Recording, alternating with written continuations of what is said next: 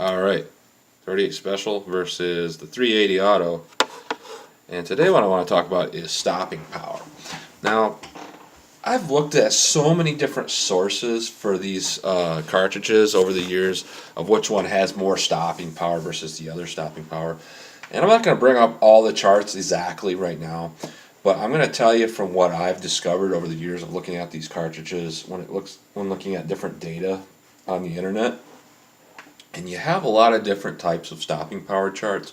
And what these are, they're pretty much averages of information that is taken from different sources and averaged out into one specific chart where you get kind of an overview idea of stopping power between these cartridges. And a lot of times they even have the barrel length.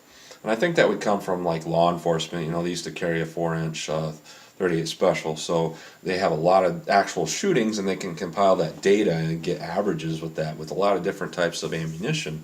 So that's where you get some of that stopping power numbers, and you get them from other sources as well, and they kind of bring it together and average it. And I've looked at several different charts even tonight. I don't have the chart up right now, but I was looking at it just a few minutes ago. And generally what you do see when you look at all these cartridges together is you see that when it comes to 38 Special standard pressure and 380 standard pressure, you got a little bit of an advantage on that 380. And every chart I looked at, the 380 had a little bit more stopping power in the standard pressure versus the 38 Special. They even had tests where they shot goats at Strasbourg, that test, and a lot of the cartridges in the 380 were stopping these goats or incapacitating them faster than the standard pressure 38 Special. And most notably, it was the old 158 grain lead round nose bullets that took the longest to incapacitate a goat in the 38 Special. It took forever, like 46 seconds, as where some of the 380 rounds were incapacitating these goats in 7 seconds. But what you see when you look at all these different charts is you see a consistent thing that the 380 is more stopping power than the 38 Special. But when you have a 38 Special plus P, when you compare that, the 38 Special plus P is oftentimes a little bit higher stopping power than the 380. So it's kind of an interesting thing that the common 380 auto is more powerful as far as stopping power than the standard 38 Special, but then the plus P 38 Special is more powerful, more effective than the 380. And I find that pretty interesting. And what it really looks like probably what's playing the biggest part is expansion.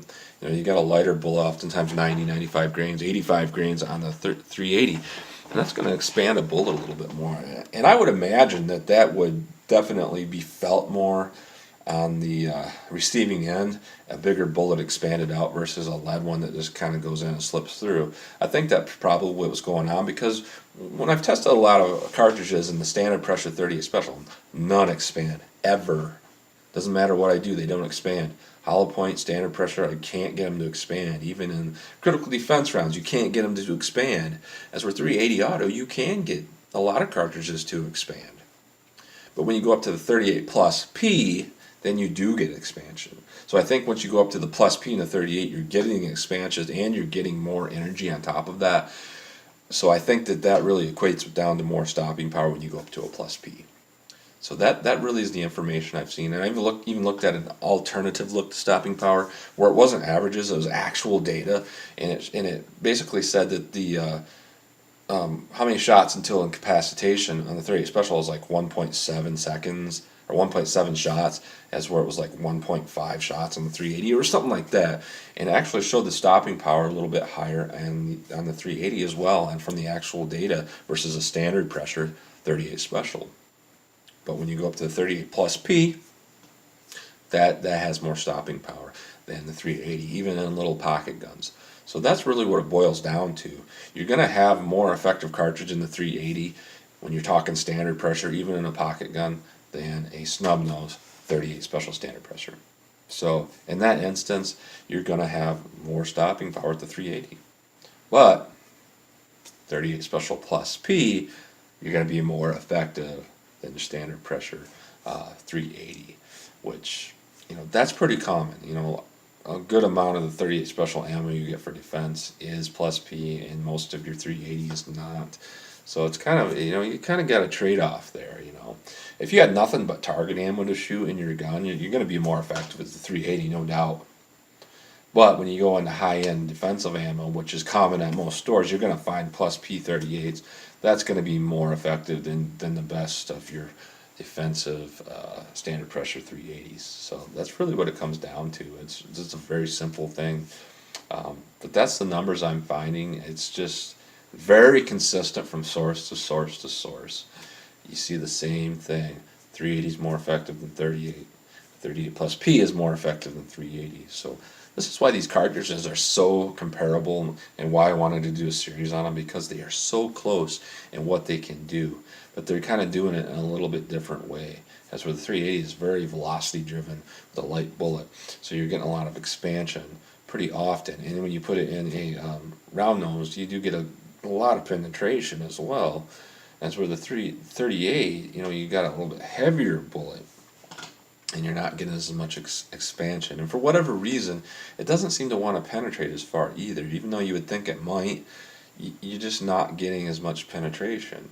So I think there's just more bullet there to drag through material. So that's what I'm seeing. So if you had nothing but an old 38 special revolver versus a new modern 380, you're going to be better off with that 380. But if you have a plus P rated 38 special, and that's what you're carrying in it, and you can hit what you're aiming at with that 38 plus P, you're going to have a little bit more stopping power with the 38 plus P.